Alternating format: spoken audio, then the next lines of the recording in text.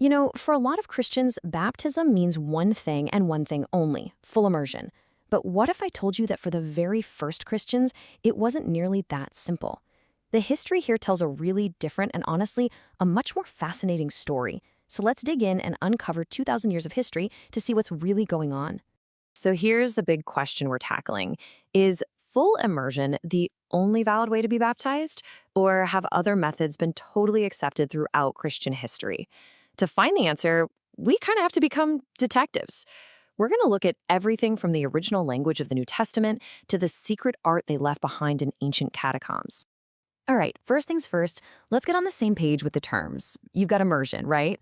That's where a person is completely submerged in water. And then you have pouring, or sometimes sprinkling, where water is just applied to the person's head. These are the two main modes we're going to be investigating.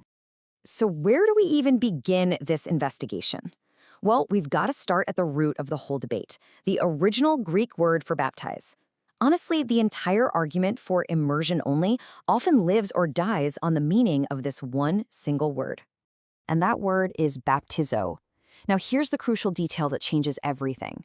While it can mean to immerse, its meaning back in the ancient world was way broader. It often just meant to wash or to ritually cleanse, and it didn't always specify how you were supposed to use the water. Let's just look at the Bible itself for proof. In Mark's Gospel, the word baptizo is used to describe what Pharisees do when they come home from the marketplace. Now, this is talking about the Jewish custom of ritual hand washing, which is typically done by pouring water. Let's be real, it's pretty unlikely they were doing a full-body immersion every single time they came home before a meal. And it doesn't stop there. We see it again in Luke's Gospel. A Pharisee is completely shocked that Jesus didn't baptize before dinner. Again, the context is clearly about washing hands, not taking a full bath.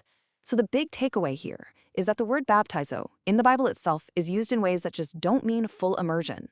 Okay, so if the word itself is flexible, what about the first instruction manuals written by Christians?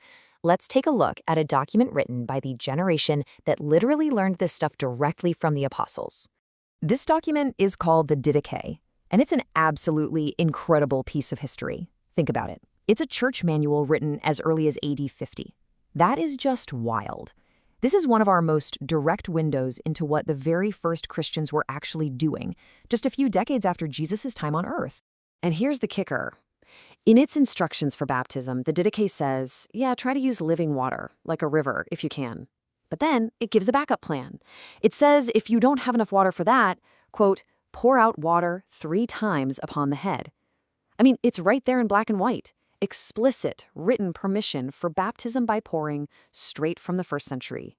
Okay, so we've looked at the rule book, but what about the actual baptisms we read about? Let's check out some of the practical situations the early church was dealing with. Do they sound like immersion was always even an option? Just try to picture the day of Pentecost. The book of Acts tells us 3,000 people were converted and baptized in Jerusalem in a single day. 3,000! That number alone should make you start asking some serious questions about logistics. And Pentecost isn't the only tricky case. I mean, first century Jerusalem wasn't exactly known for having abundant public water. Immersing 3,000 people would have been a complete logistical nightmare. Then you've got the Philippian jailer. He was baptized at night inside a prison. And think about the common practice of baptizing sick people on their deathbeds or prisoners in secret deep in a dungeon. In all of these real-world situations, pouring just makes way more sense than full immersion. You know, the early church leaders talked about this openly. Around the year 255, a bishop named Saint Cyprian of Carthage took on this exact question. What about baptizing sick people by pouring?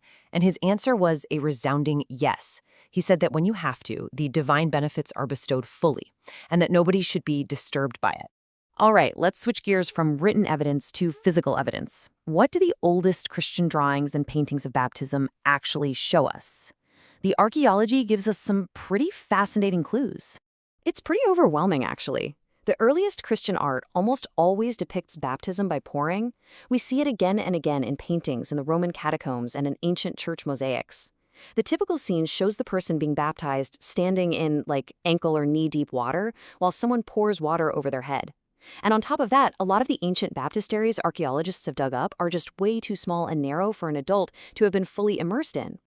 So when you put it all together, you have the linguistic evidence, the documentary evidence, the practical examples, and now the archaeological evidence. It all points to pouring being totally acceptable. And that brings us to the core theological question. What actually makes a baptism valid in the first place? Well, according to historic mainstream Christianity, a baptism's validity hangs on three essential things. First, you need the right matter, which is just water. Second, the right form, which means using the Trinitarian formula Jesus gave us, in the name of the Father, and of the Son, and of the Holy Spirit. And third, the right intention. Now notice what's missing from that list. A specific amount of water. The mode of baptism has always been seen as secondary to these core elements. This timeline really brings it all home. From the very beginning, the Church practiced both immersion and pouring. For over 1,500 years, both were seen as completely valid. It was only way later, in the 16th and 17th centuries, that some groups from the Reformation, like the Anabaptists, came along and introduced a brand new idea, that immersion was the only valid form. So historically speaking, the immersion-only view isn't the original one at all. It's actually a much later development. So when you look at all the evidence, it's pretty clear that from the Apostles' time all the way forward, the Christian church understood that God's grace wasn't limited by how much water you could find. And that kind of leaves us with a final thought to chew on. How does understanding this long, rich, and diverse 2,000-year history change how we see what's happening in that one single powerful moment of faith?